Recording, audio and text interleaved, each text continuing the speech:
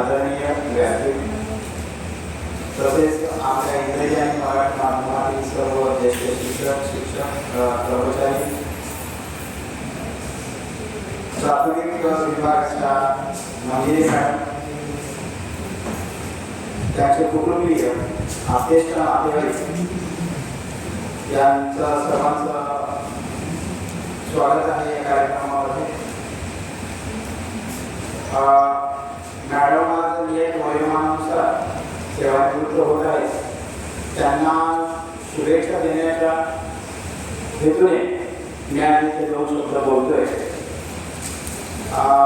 Madam बद्दल बोलायचं झालं तर साधारणतः त्यांचा आणि माझा संबंध इथे डिसेंबर जेव्हा माझे आणि मनोज जोईसकर यांची इथे बदली झाली आणि आम्ही इकडे रुजू होता त्यांच्याशी प्रत्यक्ष संबंध आहे. आणि बदली झाल्यानंतर प्रत्येकाची मानसिकता थोडीशी वेगळी असते, म्हणजे मनस्थिती बिघडलेली असते. आणि अशा मनस्थितीमध्ये जो आलेला शिक्षक आहे त्याला सांभाळून घेणे, त्याला शांत ठेवणे आणि त्याच्याकडून चांगल्या गोष्टी करून घेणे हे कसं त्यांनी छानपणे निभावलं. मी सुरुवातीला विरोध केला, म्हणजे त्यांनी दिलेलं जे वेळापत्रक होतं शाळेचं त्यामध्ये मला ते पडलं नाही की हे चुकीचं वेळापत्रक आहे त्यांच्यावर मनामध्ये, आणि मी याचा मला स्वीकार नाही आहे अशा पद्धतीने मी विरोध केला. पण त्यांनी त्यांच्या मुख्याध्यापक पदाचा कोणतेही आग्रही किंवा असा एखादा एकेकोरपणा ऑर्डरच्या स्वरूपाने असा कोणताही स्वभाव न दाखवता सौम्यपणे जे काही तुम्हाला वाटते ते देखील द्या. आणि त्या पद्धतीने तो पत्रव्यवहार झाला आणि तो संस्थेपर्यंत पत्रव्यवहार पोहोचला. पण या याच्यामध्ये त्यांनी माझे आणि त्यांचे जे वैयक्तिक संबंध ते कधी निघून दिले नाही. एक चांगलं संबंध ठेवले आणि मग त्यांनी परत टाइम टेबलची जबाबदारी माझ्याकडेच आली की संपूर्ण त्या शाळेचं पण टाइम टेबल तुम्हीच बनवतात. आणि मग त्यांच्याच मार्गदर्शनामध्ये ते ॲडजस्ट झालं टाइम टेबल.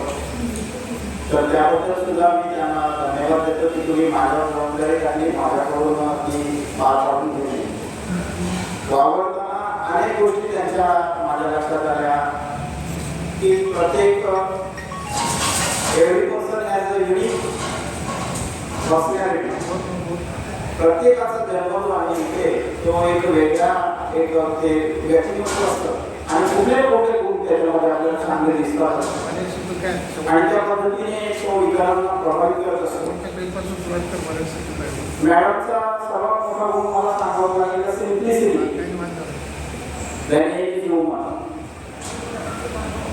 साधेपणा जो आहे, कुठल्याही पडेजापणा नाही, कुठल्याही अधिकाराचा अतिशय असा वचन नाही, कोणत्याही कर्मचाऱ्याला प्रेमाने सांभाळून घेणे असा त्याचा तो स्वभाव आवडला.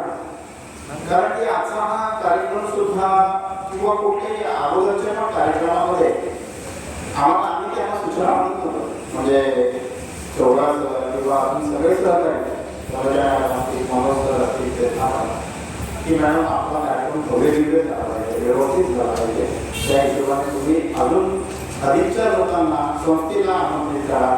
अजून तुमचे नातेवाईक असतील, मित्र मैत्रिणी, ज्येष्ठ सहकारी शिक्षक असतील, अशा सर्वांना घ्या आणि व्यवस्थितपणे एकदम मोठ्या व्यवस्थितपणे कार्यक्रम करू. परंतु त्यांनी साधेपणानेच तो कार्यक्रम करण्याचं ठरवलं. याच्यातून एक जो डाऊन टू अर्थ पर्सन जी एक गुण आहे त्याच्यामध्ये तो खरंच हाताळण्याजोगा आहे की ही गोष्ट आमच्यामध्ये नाही आहे. आणि दुसरं आपण सांगायचं म्हणायचं की आपण पटकन कुठलाही ॲग्रेसिव्ह एखादा मुवमेंट आला की लगेच संतापतो, रागावतो. परंतु एक मुख्याध्यापक म्हणून जे शांतपणे कुठलाही समोरचा व्यक्ती, आता त्या दिवशी एक सर्वेमध्ये माझी मानसिकता बिघडली आणि मी संतापलो, परंतु त्यावेळी सुद्धा त्यांनी शांतपणे तो मुद्दा हँडल केला मी तुम्हाला सगळं डिस्टन्स सांगत नाही, परंतु शांतपणे कुठल्याही रागावर सुद्धा नियंत्रण ठेवण्याची ही जी कला आहे त्यांच्याकडे ती त्यांनी मान्य केली. त्यांना त्यांच्या सेवा कालावधीमध्ये अजून काही जण बोलले की बऱ्याचशा संकटातून प्रॉब्लेम्स म्हणून त्यांनी स्वतःला बाहेर काढलं आणि फाईट आउट करून आपलं जी जीवनात प्रवास चालू ठेवलेला आहे.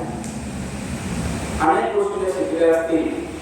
काही व्यक्ती प्रकट करत नाही. आपण म्हणतो ना की सायलेंट युअर स्लीप, म्हणजे एखादा शांत स्वभावाचा माणूस पण त्याच्यामध्ये खूप खूप काही आतमध्ये दडलेलं असतं की कधी त्यांनी दाखवून दिलं नाही. कुठल्याही ॲग्रेसिव्ह असे काही गोष्टी असतील त्या सगळ्या गोष्टी त्यांनी सांभाळून त्यांना त्यांच्या सेवा कालावधीमध्ये सुद्धा काही गोष्टी बोलता होतं त्यांना म्हणाल की संस्थेने मग काही बाबतीत असू शकतं प्रत्येकाचं, पण ते पण त्यांनी सहन करून आणि एकदम आनंदाने व्यवस्थितपणे आपली कारकीर्द मुख्याध्यापक म्हणून सुंदर आणि छान पद्धतीने केलेलं आहे. आम्हाला सांभाळून घेतलं सर्वांना. आणि आमचे नेहमी प्रस्ताव असायचे मॅडम आपण असं करू, मॅडम आपण तसं करू, आणि मॅडम लगेच मान्य करायचा. त्याबद्दल मॅडमचा पुनश्च एकदा आभार मानतो. आणि त्याच्या पुढच्या जो बदल आहे आता ते सेवानिवृत्ती म्हटल्यानंतर थोडासा आयुष्यामध्ये बदल आहे, तो बदल त्यांना चांगल्या पद्धतीने नक्कीच त्या स्वीकारतील, कारण त्यांना ॲडजस्टमेंटची सवय आहे आणि त्यांना उत्तम आरोग्य लाभावं. त्यांचं कुटुंब सुद्धा उच्च शिक्षित सांभाळून घेणार आहे, तर निश्चितच त्यांना पुढे चांगले दिवस चांगल्या पद्धतीने अजून व्यवस्थितपणे ज्या काही त्यांच्या उरलेल्या आशा आकांक्षा आहेत त्या पार करतील, त्यांचा आनंद घेतील आणि त्यासाठी त्यांना शुभेच्छा देतो आणि थांबतो. धन्यवाद.